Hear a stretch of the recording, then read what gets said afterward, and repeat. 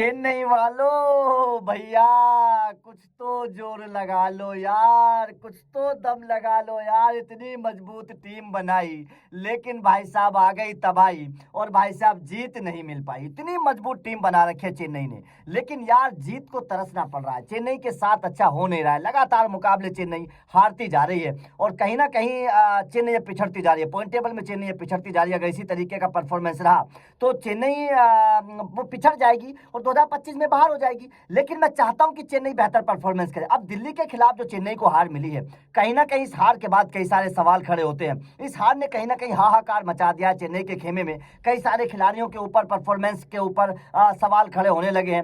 हो सकता है कि कुछ खिलाड़ी बाहर का रास्ता देखें, क्योंकि जिन खिलाड़ियों को चेन्नई समझ रही थी हीरो, वो तो निकले जीरो। जिन खिलाड़ियों को समझा जा रहा था बहुत तूफानी, वो तो भाई साहब उनके परफॉर्मेंस को देखकर होती है हैरानी। क्योंकि चेन्नई सुपर किंग्स में नाम तो बहुत बड़े हैं लेकिन दर्शन छोटे हैं। कई सारे खिलाड़ियों का परफॉर्मेंस जो है बिल्कुल खराब चल रहा है और कई सारे खिलाड़ियों का बाहर होने का नंबर आ रहा है। इस हार के बाद, दिल्ली कैपिटल्स के खिलाफ मिली इस हार के बाद, चेन्नई सुपर किंग्स का एक तूफानी खिलाड़ी बाहर हो सकता है अगले मुकाबले में।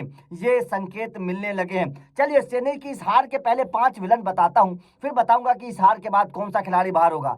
सबसे पहला विलन अगर मैं बात करूं तो कप्तान ऋतुराज गायकवाड़। ना तो कप्तानी सही से कर पाए, ना ही गेंदबाजी में बदलाव सही से कर पाए और ना ही बल्लेबाजी सही से कर पाए। तो कप्तानी के तौर पर मैं मानता हूं कि ऋतुराज गायकवाड़ का परफॉर्मेंस बिल्कुल खराब रहा है। पता नहीं चेन्नई सुपर किंग्स, मुझे समझ में बात नहीं आ रही ऋतुराज गायकवाड़ को नंबर 3 पर क्यों खिला रही है। इस खिलाड़ी ने जब ओपनर के तौर पर रन बनाए हैं तो पता नहीं यार नंबर 3 पर ऋतुराज गायकवाड़ को क्यों खिलाया जा रहा है। मुझे अभी भी बात समझ में नहीं आ रही है।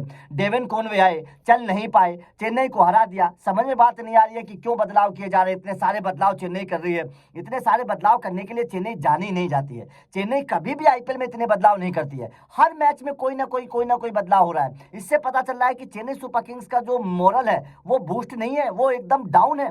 चेन्नई अगर हर मैच में बदलाव करिए, कोई ना कोई खिलाड़ी बदल जाता है हर मैच में, ये चेन्नई का स्टेटस नहीं है। चेन्नई कभी भी इस तरीके से काम नहीं करती थी, लेकिन पता नहीं चेन्नई इस बार क्यों कर रही है ऐसा। ऋतुराज गायकवाड़ को नंबर 3 पर खिलाया जा रहा है, मुझे पता नहीं समझ में आ रही है कि क्यों नंबर 3 पर खिलाया जा रहा है। उसके बाद में डेविन कॉनवे आए, सचिन रविंद्र नहीं चल पाए। और जो सबसे बड़ा सवाल खड़ा हो रहा है, जिस खिलाड़ी के स्टेटस को लेकर कहा जाता है कि ये खिलाड़ी तो बहुत बढ़िया परफॉर्मेंस करना चाहिए, वो 2 खिलाड़ी हैं। दोनों खिलाड़ियों का परफॉर्मेंस बिल्कुल खराब चल रहा है। जाहिर तौर पर इन दोनों खिलाड़ियों को लेकर ये कहा जा रहा है कि शायद अब आने वाले मुकाबलों में इन दोनों में से किसी एक पर तो गाज जरूर गिरने वाली है। क्योंकि चेन्नई सुपर किंग्स को जिस तरीके से हार मिलती जा रही है, ये हार चेन्नई सुपर किंग्स को बड़ा सताएगी और अगर लगातार इसी तरीके से चलता रहा तो चेन्नई बाहर हो जाएगी। सबसे पहला खिलाड़ी है शिवम दुबे।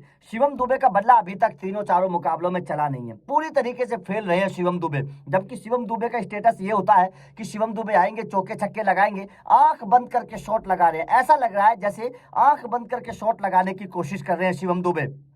तो ये चल नहीं पाएगा। उसके अलावा जो दूसरा विलन है जिसको लेकर लगातार आलोचनाएं भी की जा रही हैं अब, और ये कहा जा रहा है कि इस खिलाड़ी के खेल ने वास्तव में चेन्नई को डुबा दिया, वो है रविंद्र जडेजा। गेंद से विकेट नहीं चटका पा रहे हैं, बल्ले से रन नहीं बना पा रहे हैं, कुछ योगदान दे नहीं पा रहे हैं। ऐसे में रविंद्र जडेजा का रोल क्या है कुछ समझ में नहीं आ रहा है। गेंद देते हैं तो विकेट नहीं चटकाते हैं, बल्ले से रन नहीं बना पाते हैं। तो ये जाहिर तौर पर चेन्नई सुपर किंग्स के लिए बहुत बड़ी मुसीबत की बात है कि शिवम दुबे और रविंद्र जडेजा, ये 2 बहुत अहम खिलाड़ी हैं चेन्नई सुपर किंग्स के लिए मिडिल ऑर्डर में, और दोनों ही पूरी तरीके से फेल चल रहे हैं। और ऊपरी क्रम तो फेल था ही था, आज के मुकाबले में ऊपरी क्रम तो पूरी तरीके से फेल था ही था, लेकिन मिडिल ऑर्डर भी फेल हो गया। अगर धोनी के थोड़े से रन ना हो तो मेरे हिसाब से, या फिर 3D प्लेयर के थोड़े बहुत रन ना होते, विजय शंकर के, तो चेन्नई तो 100 रनों के आसपास ढेर हो जाती। चेन्नई रन बनाता कौन? ऊपरी क्रम टॉप 3 जो थे वो पूरी तरीके से फेल हो गए। टॉप 3 जहां रन बनाने की बात होती है, चेन्नई का टॉप 3 पूरी तरीके से फेल हो गया।